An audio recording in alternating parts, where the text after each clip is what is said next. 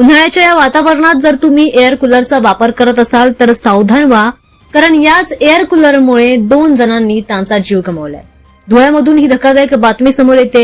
Air कूलरमुळे विजेचा धक्का लागून 48 तासांमध्ये 2 जणांनी त्यांचा जीव गमावल्याची नवीन माहिती आता समोर येते, नवीन घटना समोर येते।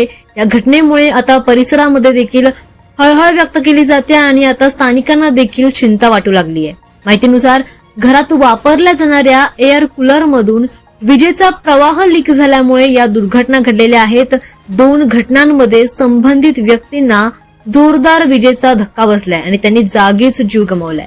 या सलग घडलेल्या घटनांमुळे आता कूलर आणि इलेक्ट्रिक उपकरणांच्या सुरक्षित वापराबाबत प्रश्नचिन्ह निर्माण झालाय। उन्हाळ्याच्या वातावरणामध्ये, गरमीच्या या वातावरणामध्ये बऱ्याच जणांना एसी विकत घेणं परवडत नाही, म्हणून बरेच जण एअर कूलरकडे जातात, एअर कूलर विकत घेण्याचा प्रयत्न करतात आणि हाच एअर कूलर या 2 संबंधित व्यक्तींसाठी जीवघेणा ठरलाय। त्यामुळे तुम्ही सुद्धा जर एअर कूलरचा वापर करत असाल तर त्याला सावधानगीने वापरा। दरम्यान नागरिकांनी अशा उपकरणांची नियमितपणे तपासणी करणं गरजेचं आहे, सोबतच विद्युत सुरक्षा नियमांचं पालन देखील करणं गरजेचं आहे, असं आवाहन आता तज्ज्ञांकडून करण्यात येत आहे। त्यामुळे अशा प्रकारच्या इलेक्ट्रिक वस्तूंचा वापर करताना सावधानगी बाळगा। दरम्यान पोलीस आणि संबंधित यंत्रणांकडून या दोन्ही प्रकरणांचा तपास सुरू आहे।